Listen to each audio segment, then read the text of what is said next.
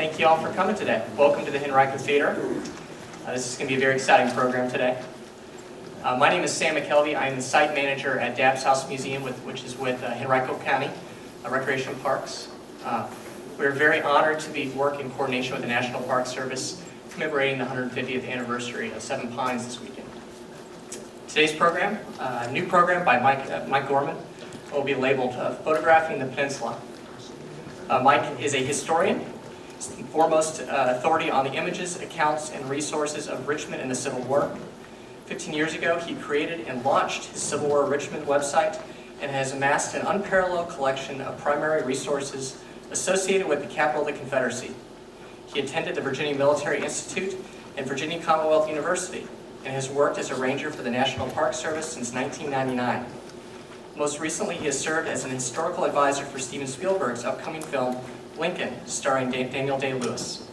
Let's all give Mike a warm welcome.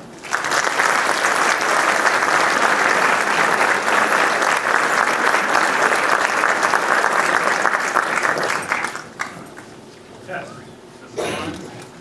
Well, I might have to do an Ethel Merman impersonation here. Is it on at all? No. Yeah. No?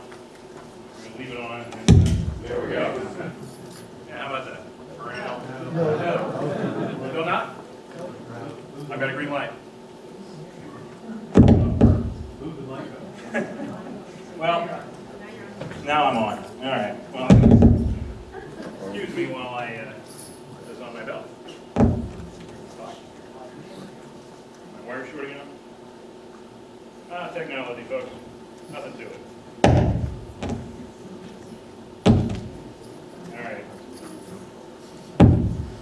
I'm abandoning it. Time to put on my big voice. This is why we grew up, folks. First things first. Welcome. Look at this.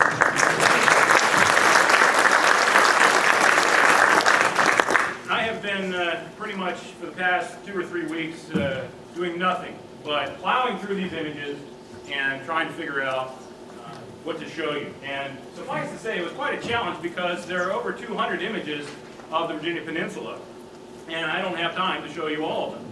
I will also say that this is a new show. I've never done it before, so I shot for 45 minutes, which means it'll probably be an hour. But like I say, this is how it goes. We make it up as we go along. It may be a little long, but I think you're going to have a great time. But this is the show, folks. In a movie theater, we're going to get to see these images like they have never been seen before because I haven't seen them before. When I'm doing these programs in my computer, I'm looking at a tiny little screen and trying to imagine what this is going to look like put up larger than life, literally, here on this screen.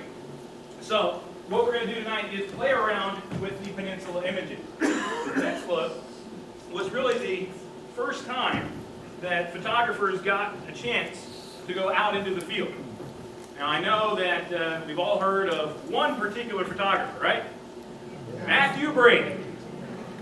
He wasn't here. But he employed people that work. And I always want to say this, Brady is not a big part of my show because he's the boss, but he's back in Washington or New York while others are doing the work for him. The irony of it all is that we often don't know who these men were other than just their names. You'll see the name James F. Gibson over and over tonight, and I don't have a single image of him. So we're just going to have to look through their eyes, but we'll never get to see the men actually behind the camera. Now, one of the things that kind of propelled this program as I was researching it was that all of a sudden I started popping up, finding all these reviews of these images in 1862, when they'd just been taken. People in New York, people in Philadelphia, and even people in London paying attention to these images and reviewing them for their papers. And this, I think, really sums up the problem of photography during the war. You cannot get battle images like we know them today. Immediate photographs of war. You have to wait until things are safe. They're finished. The battle's over, and you can get in the soldiers' camps and take photographs. So when we're looking at these, we're constrained by that. But I love the final line. Instead of the way it's always been done before with portraiture, you focus on the generals. Now, the private soldiers come to the front. Now, I'm sure you all encountered images of the war before, and the problem with the Civil War, in general, I have, you probably have. We know how it ends. You can never go back to a time when you don't know how this war ends. You can go outside and you can see American flags flying there, and you know how it ends. We can't get back to that point where it's all a big question mark. But these photographs are taken during the question mark. What's going to happen? What's going to be next? How is this going to end? It's like a movie, right? You can never go back to that time where, you don't know that Rick is going to put Ilsa on the plane. You can never go back to that time when you don't know that Rosebud was a sled. Sorry if I'm spoiling that for you. I hope I didn't. So that's what I want to play with, that idea. We don't know what's going to happen. So the photographers, when they arrived on the peninsula at Yorktown, they actually showed up just in time for the Union Army to be pulling out. The Confederates have left, and now the photographers have shown up. They get to shoot like crazy now because it's safe. And what do they find? Well, lots of earthworks, lots of fortifications. This is probably one of the most iconic photographs of the war. Man of the 1st Connecticut Heavy Artillery, manning battery number 4. It's still there. You can go down and see it. It's in a Coast Guard base today. But I've been looking at this, like I say, kind of obsessively looking for details. And then I noticed that the detail is really that there are 2 images. Watch. Look at that. The photographer did not move the camera. He just exposed 2 separate plates within minutes of each other. But what I find fascinating, if you go back, look here. Look at all the moving around, the posing, the construction of this image that goes on. Watch that woodpile disappear. Why did they do that? Look, they put in cannonballs. That made it more dramatic, right? I don't know. But what I found absolutely fascinating, and this is the kind of thing, folks, when I'm up at 2 o'clock in the morning, it just drives me. I love this. Watch this. Because you've got 2 images taken from the exact same position within minutes of each other, you can run them together and see motion. If this doesn't do it for you, thanks for coming to my talk.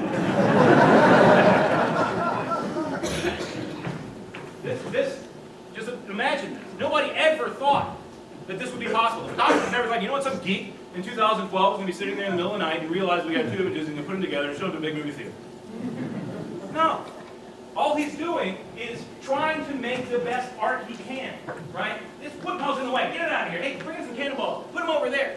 That's what he wants to do, right? It's art.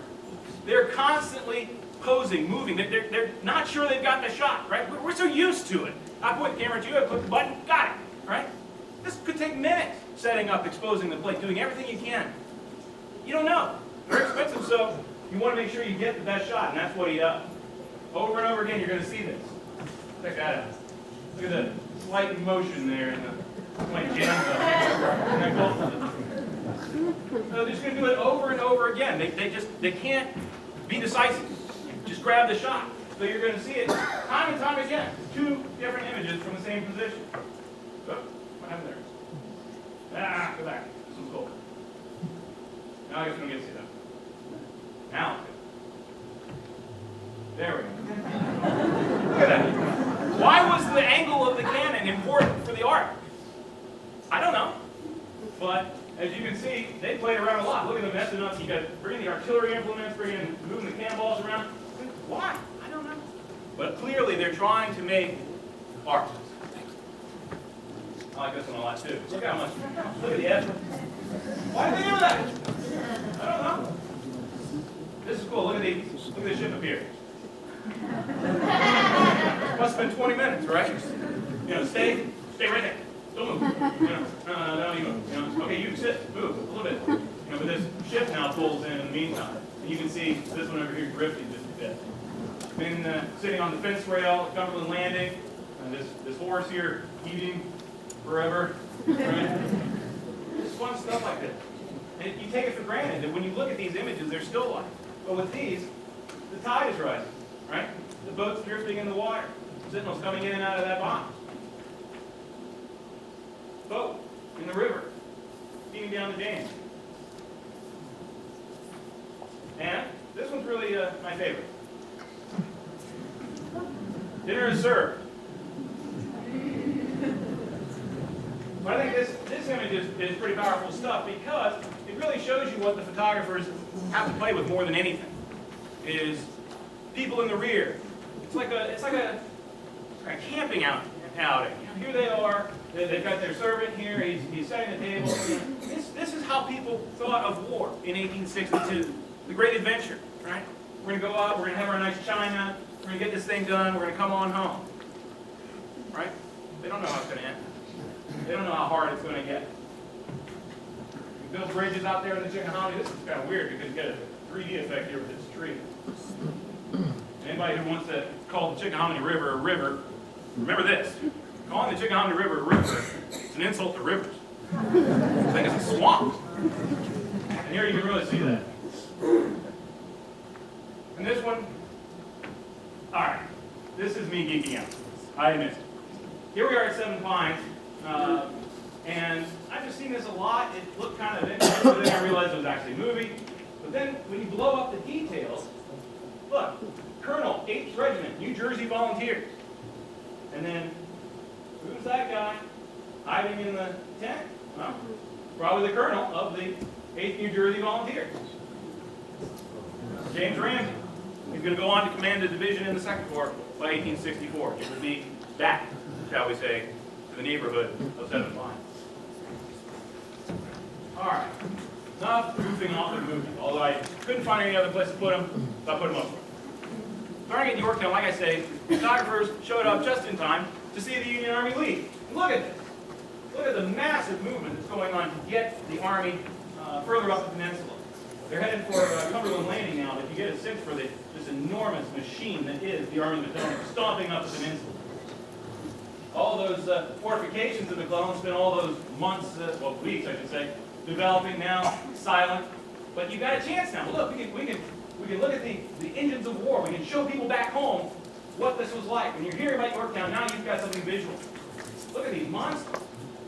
And for those of you that are detail-oriented, looking over here, there's our first image of a cameraman. And if you look at the position where he is, and look at that signal right there, that's what he saw.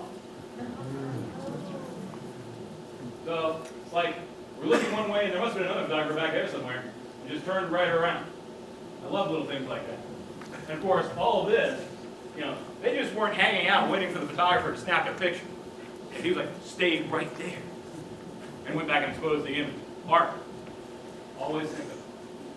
Moving up the peninsula to Cumberland Landing, this is basically as far as the photographers in the Army is concerned, this is the moment. We're driving on Richmond. We are close, right? Our new supply base at Cumberland Landing and White House Landing, look at this. Look at this panorama of war. And if you notice, look where he is. You see this? The photographer climbed a stinking tree. It's amazing to get this image. Must have been very dangerous for him and his equipment. Of course, they found irresistible the relics of George Washington and the sites that he'd been associated with, like St. Peter's Church and the actual White House there on the Pamunkey River. And just as an aside, for those of you that do Civil War research, it happens to me nearly once every 2 weeks. Somebody goes and gets the soldiers' service records, and it says, in a hospital at White House. And they come to me all excited. He was right there in the White House lawn. Not that White House, folks. This White House on the Pamunkey River. Everybody forgets about it, but this is the supply base for the Army of the Potomac in 1862, and again in 1864. And of course, because nothing's happening, McClellan finds every reason he can not to advance. The photographers do what they're really good at, putting people together and snapping their pictures. Generals groupings. In this case, you might notice a group of officers of General McClellan's staff. Obviously not very busy that day. And strolling around, you might have found this image down at Cumberland Landing, which I love a lot, because these are essentially the Secret Service of the Army of the Potomac. And when you blow it up, there's the man himself, Alan Pinkerton. Of course, he's going to go on to greater fame, or infamy, if you will, after the war. But right now, he's McClellan's chief of military intelligence. And one guy could not resist the camera. He seemed to have followed the guys around. And it's this guy, George Custer. Yeah, that guy. Talk about, just like I say, we don't know how this is going to end. We can't see the road. We all know what's going to happen to him. But here he is, a fresh-faced second lieutenant, as low down the ranks as you can get, and be called an officer. And there are 5 different photographs of him. The guy must have been just you know, can I get in the shot? Can I get in the shot? Can I get in the shot? It must have been happening all the time. Because look, there he is again, right there. I was half tempted to call this section of the show the Dogs of War, because they're going to show up constantly. Custer seems to have just been like a dog handler. He's always hanging out with some pooch. But the photographers, of course, also had a political agenda. They want to lay in front of the North, people of the North, this. And this is a powerful image. What they called then contrabands, meaning former slaves that had come to the lines of the army and were now, for all intents and purposes, free. And these former slaves have voted with their feet about what this war is about. Come into the Union lines. Really sublime to think that this is really the first time probably these people have been asked to sit in front of the camera. So in the North, this is like an indictment, you know. Well, what are we doing now? We're saying we're going to restore the Union. What are you going to send them back into slavery? You put them back? Just restore the Union the way it was? Uh-huh. Okay. Very much with a political agenda. But look at these faces. Think about what they've seen. Think about what they're going to see. Why these are so amazing. Now, of course, the photographers were on hand for one of the largest battles in the Eastern Theater up to this point. In fact, the largest battle.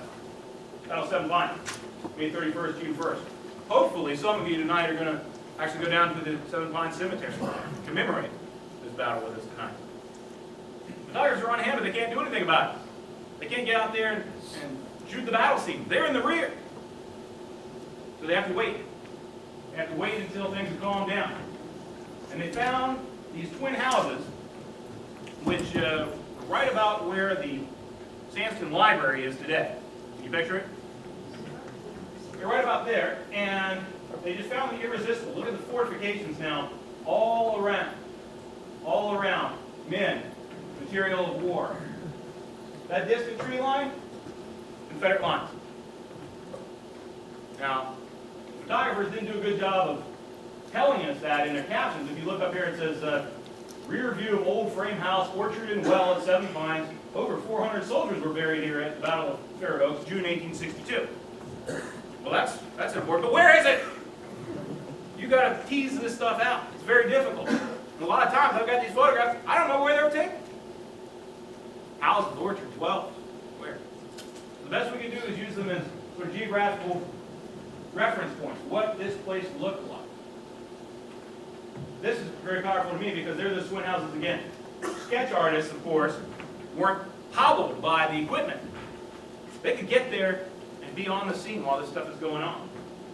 Now, you've just seen a lot of images of cleanliness, order. Right? The general's group, Custer with the dog, with the bottles. They're all hanging out there having a good time. What about this? Look at this. They're burning horses, burying bodies. The war's getting hard. And the artists are going to be there to document. But you can't photograph that. So consider these trees here, and you'll see in the next shot, there they are. So where these now live horses are in this shot was, as you saw earlier, this is where all that awful carnage, wreckage, human debris, battle. Wow. Made it even more interesting, you notice the artist dated his sketch, 3rd of June, today. Now this gets published over and over and over again. In fact, for those of you that were reading the paper a couple days ago, this was right on the front page. It's one of my favorites. because without making a big point about it, you can see that rather bland caption again. The photographer, if I'm the photographer, Confederate lines are right over there. He's at the tip of the spear. Williamsburg Road would be off to the left. So he's looking east, but Richmond and Confederate lines are right behind him. Doesn't get much more immediate than that. As far as the photographer and these soldiers are concerned, I bet you they think it's just a matter of time before they cut right down that road and end this whole thing. But who are they? Well, you can sort of tease that out as well. When you blow this up, look at this. This lazy, lounging soldier has actually given us an important clue. 4th U.S. Artillery Battery K, Seeley's battery. They must have been the ones manning that house. And there, because our sleepy soldier is got his hat on with the numbers, we can tell who it was. Now, certainly some of these men are infantrymen, and I'd like to call your attention to this caption up here. In the distance, Sickles' brigade in line of battle. Do you see it? Look over here. Right there. There is an entire brigade of Union soldiers back there in the background. Now, why are they blurry? Because they move. Back then, it's not an instant capture on the camera. It could take 15 seconds or more to expose that plate. So when the photographer's saying, oh my gosh, there's a whole brigade back there, let me get that shot, the guys are moving around, they're not standing still. And so you get this sort of blur. But again, look at these faces of these men. They're looking right at the camera, through him, off to the distant Confederate line. These are, of course, the men that are going to fight the 7 Days battles coming up. Moving on, the photographers now are sort of doing what they did at Yorktown. They've got this wonderful opportunity to document things.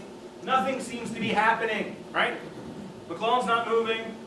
Confederates aren't attacking. Let's get out there to those forts and take some photographs. But always keep in mind, it could have happened while the photography, as far as you know, the Confederates are going to pop out of that distant woodline and start attacking right now. So when I say, well, there's no way to capture combat during the Civil War, well, that's true. But it certainly could have happened. The photographers are there. They're shooting up again, taking the time, setting people up, creating art. This is actually, they call it the Quarles House, which was right near, where the Fair Oaks Station actually was, right there on the, right there where the road and the tracks cross. This is there. So 9 Mile Road, I think, is going to be right over there. Here again, we have that wonderful opportunity to capture these soldiers doing what they're doing as it's going on. But look at this interesting earthwork that it's like a big salient. It sticks out. It must have been a U-shaped affair because you're looking at the fronts of these guys with the backs of these guys. So talk about being at the front. Here you go. And again, some of the details here are pretty powerful. You can see that the limber chests now are sort of right there at the rear. It says U.S. U.S. Artillery right there, 10-pounder. Hospitals were springing up right and left to care for the human wreckage left after the battle. In this case, this was one that was used by Hooker's division. That's right. Colonel Hooker was somewhere in this vicinity. But what's amazing to me, you've got these generals, these officers all around. And how many of them really get photographed? Very few. I mean, Hooker must have been very close by when I take his picture. McClellan must have been very close by. He didn't get photographed at all. So while we're looking at these images, we're often just constrained by, maybe the generals didn't want to sit, maybe they were too busy, who knows, but we're just going to take pictures of the houses. And like I said before, look at the caption, used at the hospital by Hooker's division, June 1st, 1862. Where? I have no idea. Somewhere in this vicinity. But it gives you an idea of what this area would have looked like. And little bits of the horror of war start to creep in here. You've got a grave right here, and soldiers hanging out next to another house used as a hospital by Hooker's division. They must have had a lot of hospitals. But look at little human touches, right? They're airing out the mattresses, just like we probably remember doing when we were kids. All the soldiers just hanging out. This guy's really too cool for school. And he's lounging. And everybody with that yelling back at the camera. Everybody's sort of looking with it, what's next? When are we going to move? When's this all going to happen? We're going to get their chance soon enough. Hey, there he is again. Irrepressible Custer. But this one has an interesting story. This gentleman here on the right, Lieutenant Washington of the Confederate States of America Army, had been carrying a message for General Johnston during the battle when he was captured. Oops. And now he's in the rear of the Union lines, and his old classmate and buddy, George Custer, spots him. And they start talking. And the photographer, of course, just happened to be there. And they shot this image. As far as I know, this is the first image during the Civil War of an actual Confederate officer. Here he is with, of course, George Custer. Interesting point, by the way. When I was talking about those reviews that I found in the New York paper, it said, here's Lieutenant Washington with Captain Custis. He was a nobody. You know, later in the war, they're going to reissue this photograph, and they'll get his name right that time. In fact, they'll promote him. He'll be General Custer by then. But what's interesting is not just this image, but apparently Washington himself spotted a little slave child, a former slave, and said, put him in the picture. And then the photographer would title it, The Cause. How powerful. Bandaged feet. Nothing really to tell us who he was, what his life was like, what's brought him here, or how he got in the photograph. But what a powerful image. The London Times noted, when seeing this picture, that Custer looked like the prisoner. Washington sits there all erect and very British, and there's Custer in a slouch, looking like a ruffian. And I'll just leave that dangling in the air with no further comment. So now it's back to the order, the cleanliness of war. But now we're dealing with subjects that have seen it, that have been there, that have fought, officers that have fired at Confederates. So let's pose them around the guns that they use. How people bring back that sense of order. Look at the perfectly dressed lines of the Union Force artillery here. And their 3-inch ordnance rifles. Now silent, but they're about to get a pretty good workout. The other issue is dating these things. June 1862. Kind of narrows it down, huh? When? Well, I think it's fair to say that once the 7 days battles begin, on the 26th of June, photography is impossible. So this has got to be sometime before then. But it could be June 1st. It could be June 8th. Who knows? All I can tell you is they're about to have a really tremendous end of their month. I like this one a lot because look at the grouping, look at the order that was, this guy over here. Tip that hat, just so, bring out your sword, right? Put your hat on the ground. Look at this guy, he's got his gauntlets and gloves. What a dandy. And all of them are doing something interesting. Look at this guy faking holding a memorandum or something. They're all doing 19th century poses, looking off into the distance at something very important over there requires my attention. Not the camera. Again, how comforting this would seem to people in the North. Look at our gentlemen. Look at our order. Look at our cleanliness. Here in the war, it's like a great adventure. Big camping out. All the splendid uniforms. Hot. You gotta love them.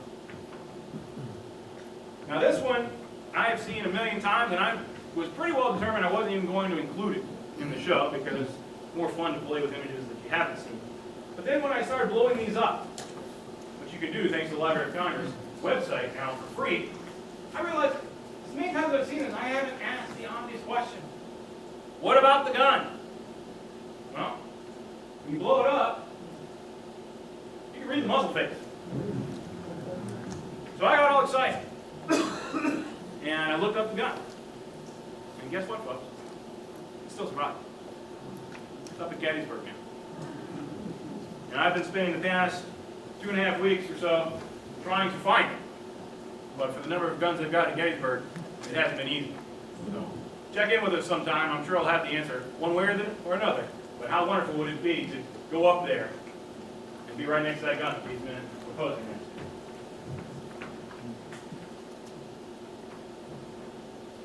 Now we start getting into the thick of things. Battles start to occur. Hanover Courthouse, Confederates are captain. This gun was captured.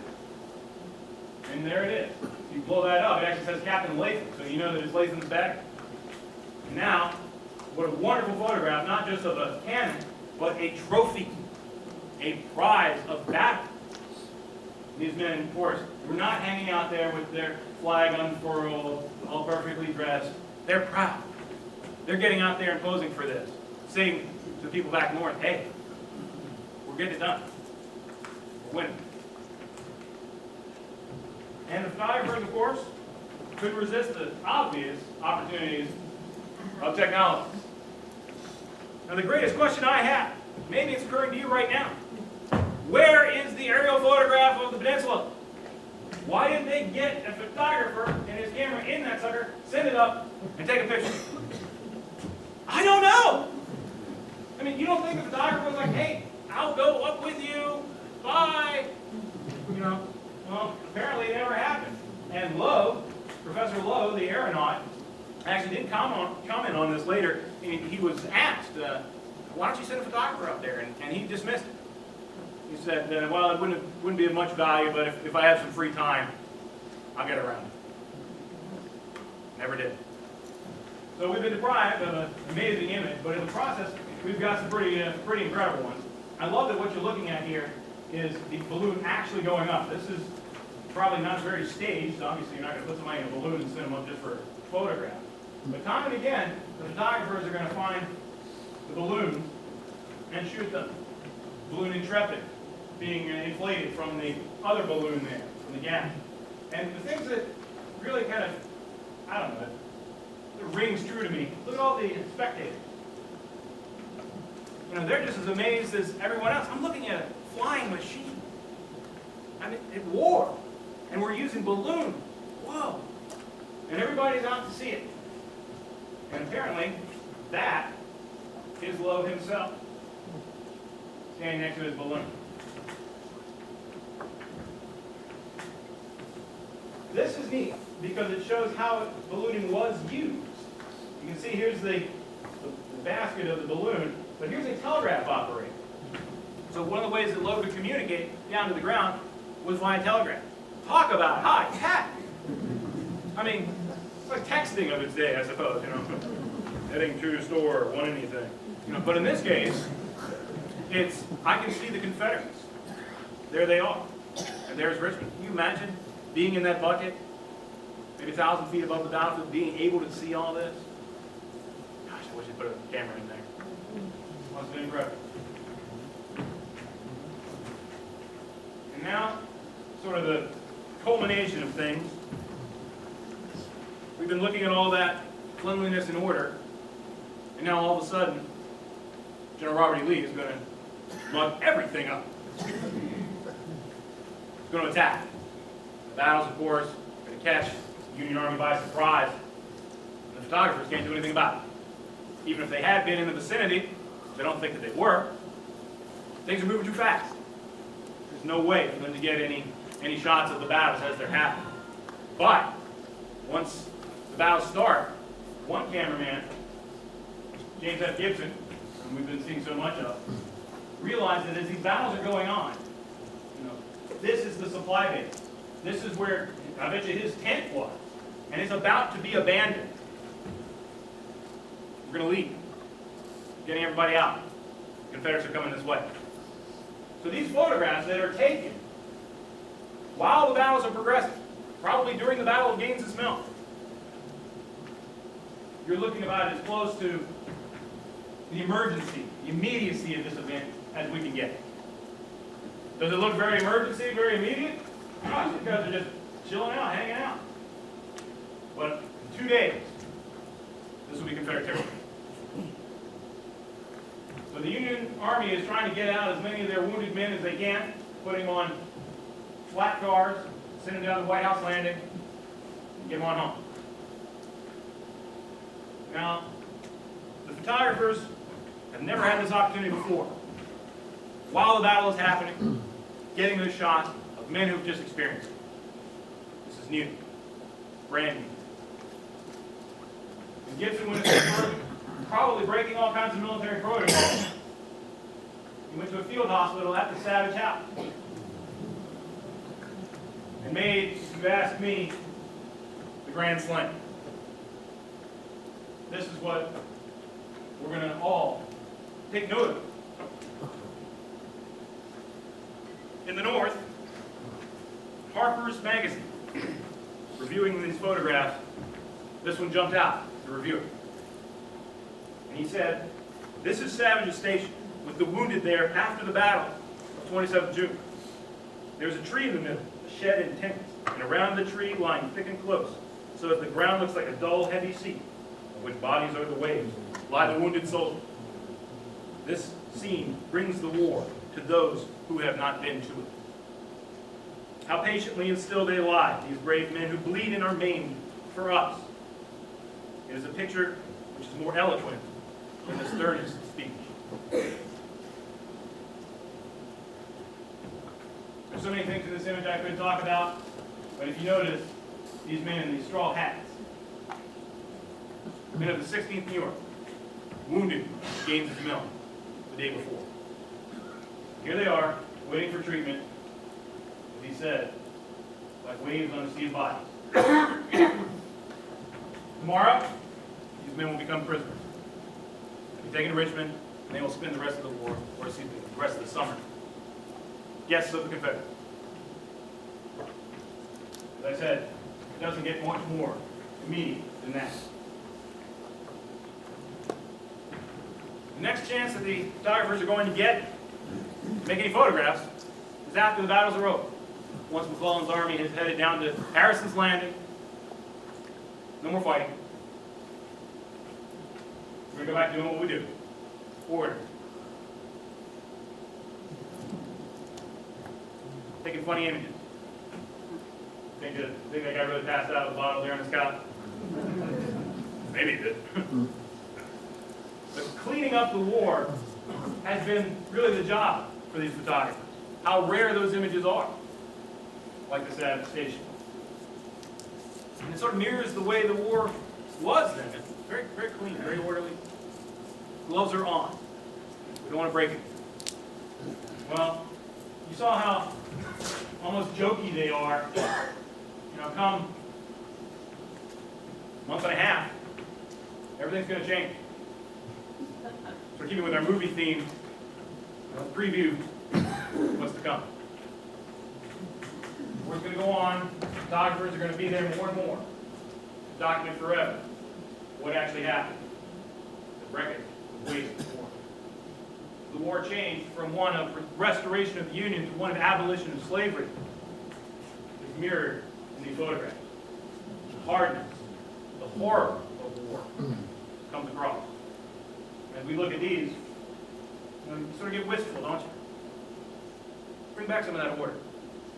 Bring back some of that cleanliness, jokiness, the picnic.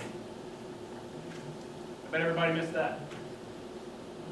So when we look at these images, really put yourself back in Act 1, where you don't know what's going to happen, where this was your idea of war.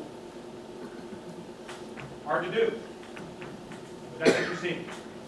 The problem is, we can see the road. We know exactly what happened. That's our problem.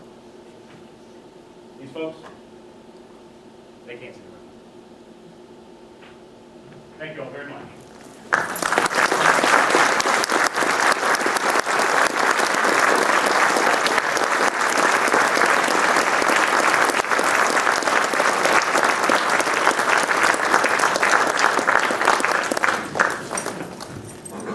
Questions, comments, complaints?